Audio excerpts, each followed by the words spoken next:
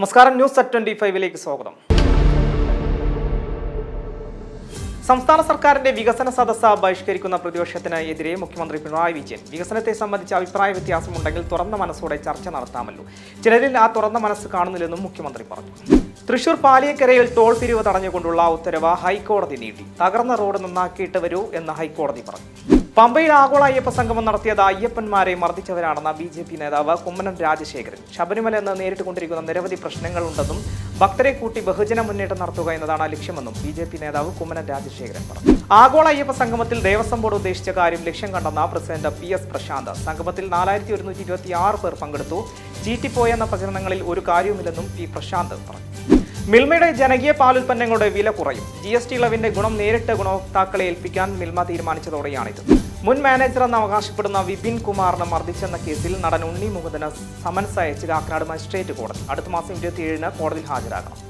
അധികാരമുള്ളവർക്ക് പിന്നാലെയല്ല, ആദർശമുള്ളവർക്ക് പിന്നാലെയാണ് ശ്രീനാരായണ പ്രസ്ഥാനങ്ങൾ പോകേണ്ടതെന്ന് മുൻ മന്ത്രി G Sudhakaran. Cherthala Sreenarayana government higher secondary സ്കൂളിൽ നടന്ന ശ്രീനാരായണ ഗുരു സമാധി ദിന സമ്മേളനം ഉദ്ഘാടനം ചെയ്യുകയായിരുന്നു അദ്ദേഹം.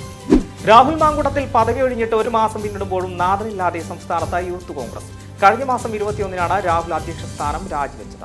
വയനാട് പുൽപ്പള്ളിയിൽ ജീവനൊടുക്കിയ കോൺഗ്രസ് നേതാവ് ജോസ് നെല്ലേടയത്തിന്റെ കുടുംബത്തെ കണ്ട പ്രിയങ്ക ഗാന്ധി MP.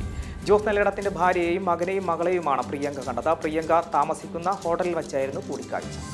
രാഹുൽ മാങ്കൂട്ടത്തിൽ MLA-ക്കെതിരായ ലൈംഗിക അതിക്രമ കേസിൽ നിർണായക നീക്കവുമായി ക്രൈംബ്രാഞ്ച്. ഇതുവരെ പുറത്തുവരാത്ത രാഹുലിന്റെ ടെലഗ്രാം ചാറ്റുകളും ശബ്ദരേഖകളുമാണ് ക്രൈംബ്രാഞ്ച് ശേഖരിച്ചത്.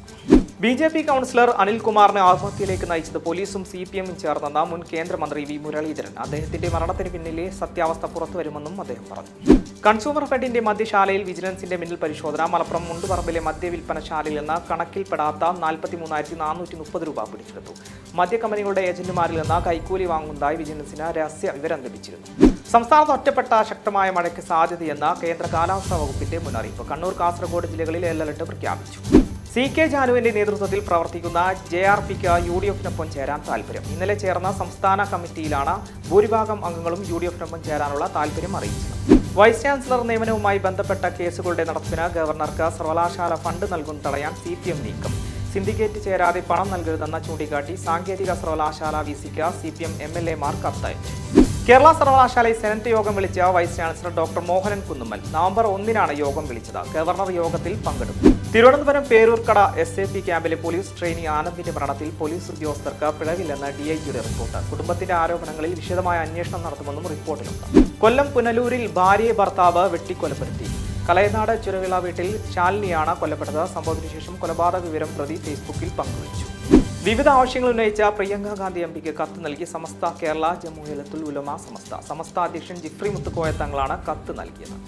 GST പരിഷ്കരണം വേണ്ടത്ര പഠനമില്ലാതെയെന്ന ധനമന്ത്രി KN ബാലഗോപാൽ.